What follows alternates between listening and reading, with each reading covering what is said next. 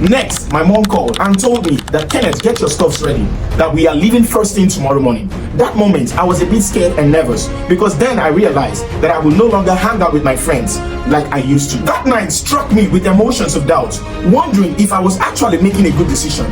My dad, who was terribly sick, who was my best friend, my confidant, was not even aware that his son will be leaving first thing tomorrow morning to Lagos State. Next morning, packed all my luggages, carried my Bible, and took a picture of my dad right inside my bag. So whenever I go with it, I can always look at his face to remember every of his kind words that he always used to encourage me. He was my best friend, my confidant.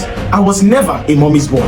Maybe because we both share the same temperament when it comes to anger. While I carried all my bags and belongings, Mom whispered to me and said to me, Kenneth, don't worry, you will go to school. And that moment, I knew I was on for a battle.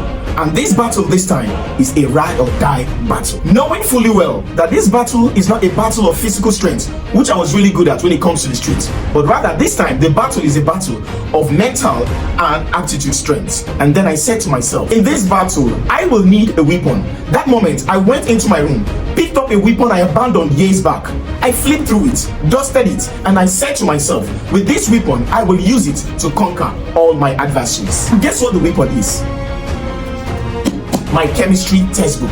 Next, my mom called and said, Kenneth, it's time, let's start going. I hurriedly ran, carried my weapon, placed it right into my bag, and then that moment, the journey begins. And then next, when we got to the motor park, my younger brother looked at me, paused for a moment, smiled, and gave me a hug, which signifies an endorsement to my trip. And that moment, I looked at him and we both smiled because we knew how we slide through the street of Port Harcourt. Then he said to me, Kenneth, no worry, I believe you. And then I got into the bus, looked at my younger brother, and we both waved hands at each other, which signifies goodbye. And we made sure we gave it our usual sign up, which means peace. And then when I landed in Lagos, I took my first deep breath to exhale the air of Port Harcourt out of my nostril. And I took a deep breath of air from Lagos into me. And guess what?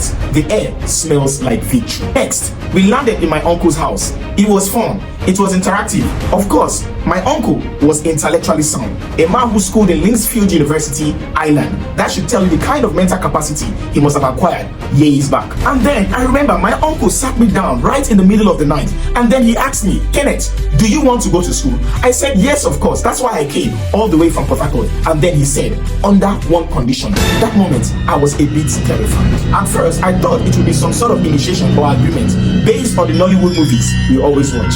Then he said to me, I will have to go back to school.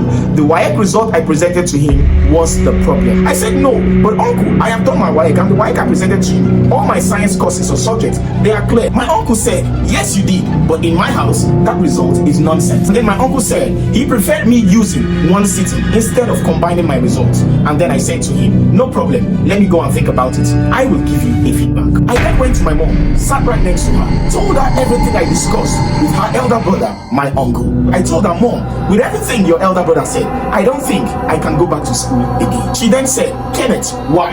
I told her, Mom, after graduating 4 years back, going back to school this time will be embarrassing. My mom then said, Kenneth, you have to choose one. You either have to come back with me to Port Harcourt to continue your ordeal, or you face the embarrassment here in Lagos to change your story. Damn! It was tough. It was indeed a hard decision. But that was the only opportunity left for me at that moment. And then that moment, I remembered my experience in Port Harcourt, the scars, the wounds, the fights and the troubles. And then I said to myself, if this will be the only way out to escape from all that troubles I had in the past. And then I said to myself, I will grab it. And yes, I did. I grabbed the opportunity with all of my heart. And then my mom said to me, Kenneth, don't worry, everything will be fine. Life lesson number 1. Before a man changes his world, he must first change himself. Life lesson number 2. The key to freedom is knowledge, and the key to knowledge is truth. At this moment, I had a flashback of how I was flexing in the streets of Port Harcourt as a big boy, of how I was respected and feared in the streets among my peers. At this moment, I have to make a decision to unwear the old garment of pride, to unwear the old garment of conceit that I carry. And now I have to wear a new garment of modesty, a new garment of meekness. And then next, there was a knock at the door. And guess what? It was my uncle. He opened and asked, Kenneth, have you made your decision? Are you ready? And then I said to him, when I will get started. And that moment, the new me was gone. When my uncle left for my school registration, then I turned to my mom and said to her, Mom, this time I am not just going back to school to clear my WAEC examination, but this time I am going to redeem my name. And my mom said to me, well done, my son. And then she said, I will be leaving first thing tomorrow morning. But before I go, I want to tell you a secret. I asked, what is it? Join me on the next episode as I narrate to you all my experience in school.